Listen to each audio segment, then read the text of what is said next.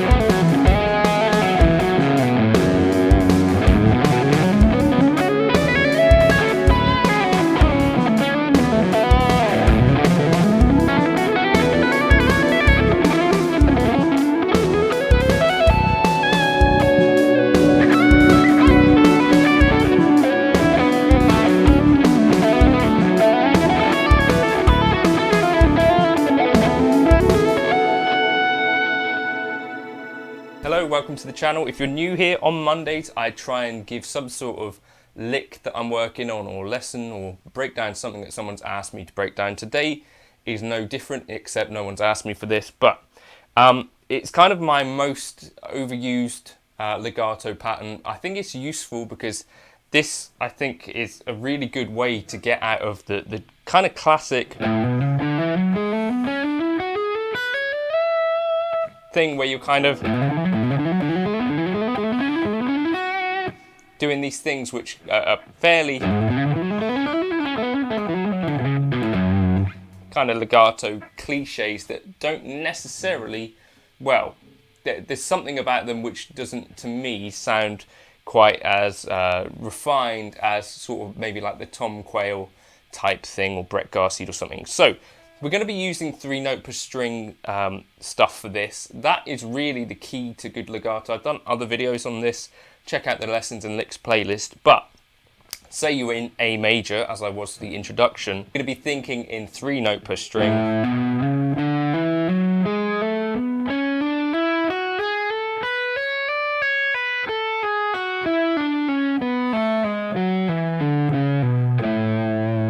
As such.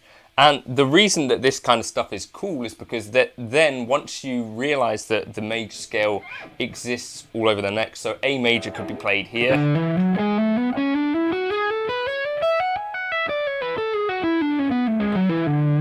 or here,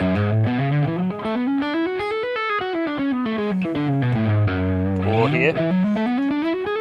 You know, all over the neck. You know, people sometimes conflate this with modal theory or modal playing or modes.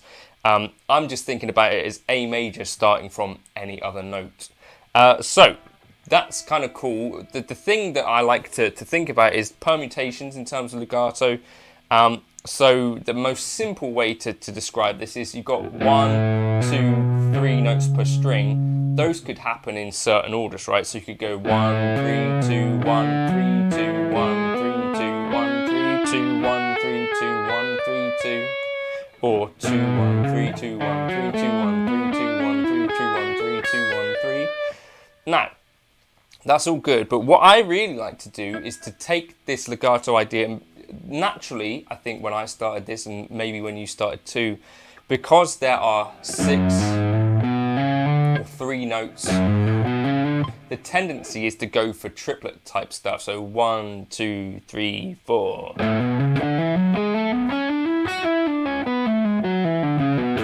This sort of stuff.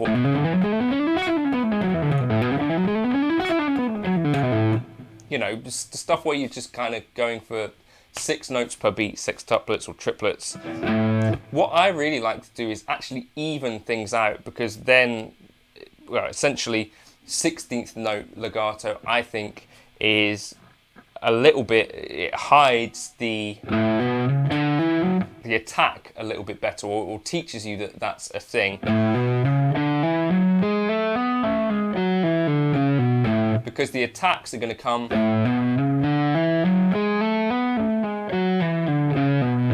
like here. I'm picking just string changes, and because you've got 3 notes per string, this pick is happening on the 4th beat, right, or 4th note.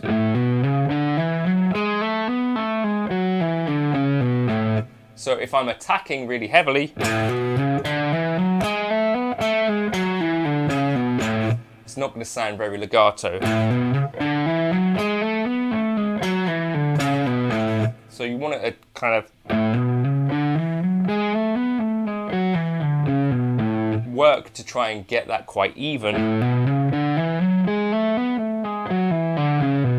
It's always a bit of a learning experience. I don't think anyone ever gets to the stage where it's like, oh, this legato thing's totally nailed. It's something that requires work and also maintenance.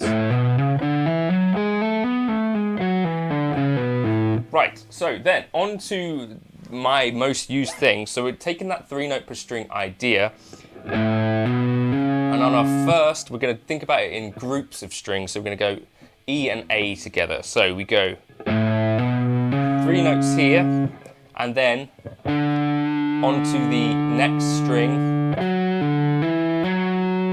So we go up to the 3rd note on the string, back down to the 1st note, 2nd note and 3rd. 1, 2, 3, 1, 3, 1, 2, 3, 1, 2, 3, 1, 3, 1, 2,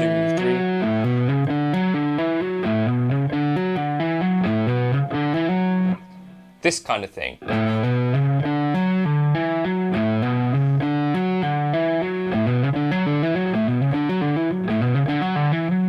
Okay, right, you can obviously follow that all the way up.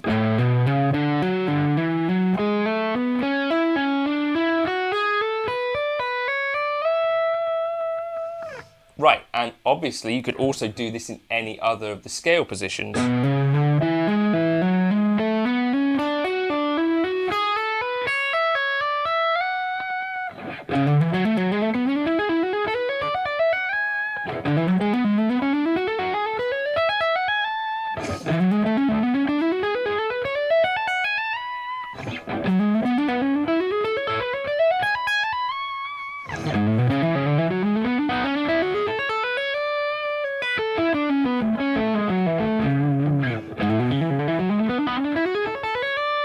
Okay, and what's really cool about this is because you've got the 1, 2, 3, 1, 2, 3, 4, 5.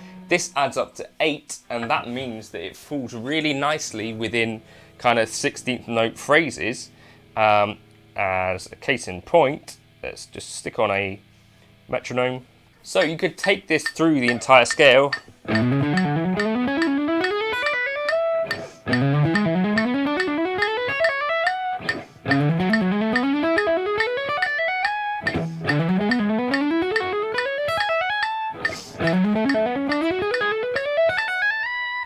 Whoops.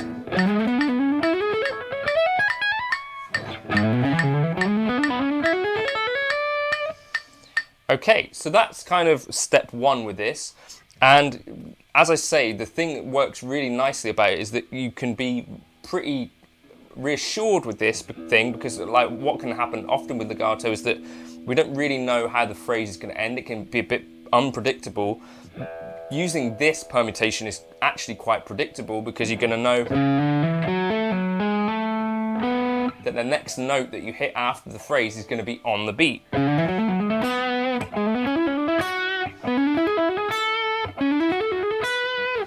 Really useful for that. So another thing you could do with this might be to incorporate it with something like the pentatonic scale. So here I might try this in A minor pentatonic.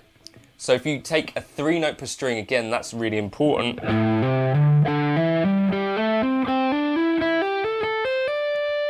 Version of the pentatonic scale, so 5, 8, 10, 5, 7, 10, 5, 7, 10, 5, 7, 9, 5, 8, 10, 5, 8, 10.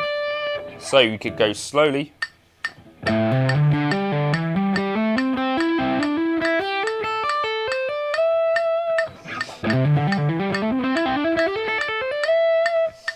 And do that same thing there, right?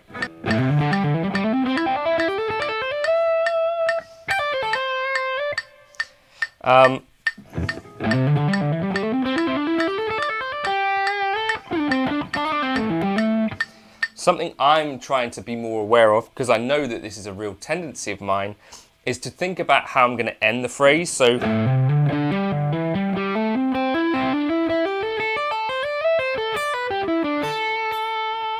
think about things that aren't just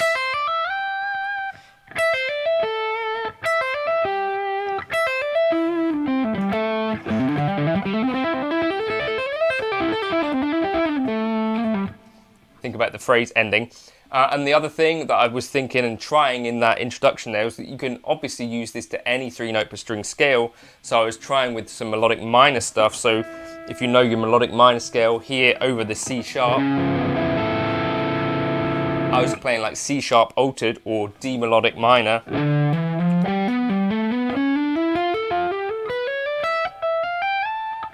Or trying that sort of thing.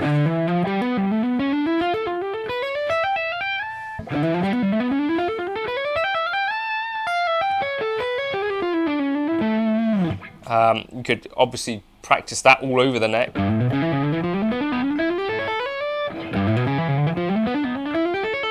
Practice maybe things with string skipping. And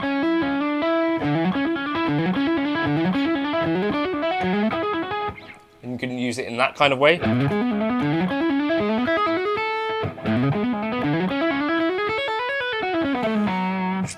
But that's really kind of a few ideas around what I'm doing quite a lot of the time.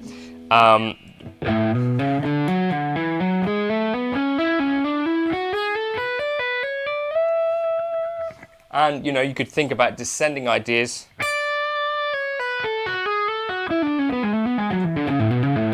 That are similar, so maybe like 3 and 5.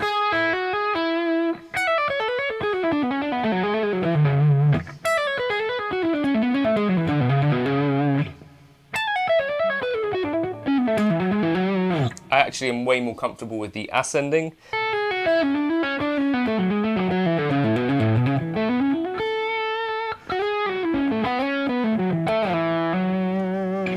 But give that a little try. I think that's, if you've ever looked at any of my legato lines, there's a good chance that you will have seen me doing that. And it's something that Paul Gilbert, actually, Sam Brock's buddy from, well, Manchester, now Denmark, actually pointed out that Paul Gilbert taught it in a Hot Licks, I think, or REH or something thing a long time ago. I can't remember exactly where I found it. Maybe Tom Quayle, Rick Graham, someone like that, quite possibly. But it works really nicely in loads of contexts. So as I say, 3 note per string is the key to it. So anything that you can play 3 notes per string will work really nice.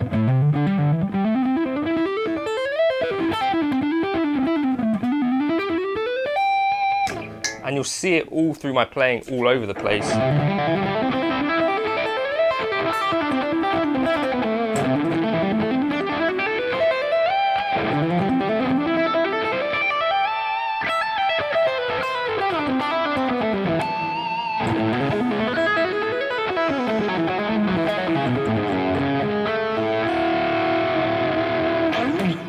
The tab for that and kind of the worksheet, as well as that backing track, I'll chuck up on Patreon.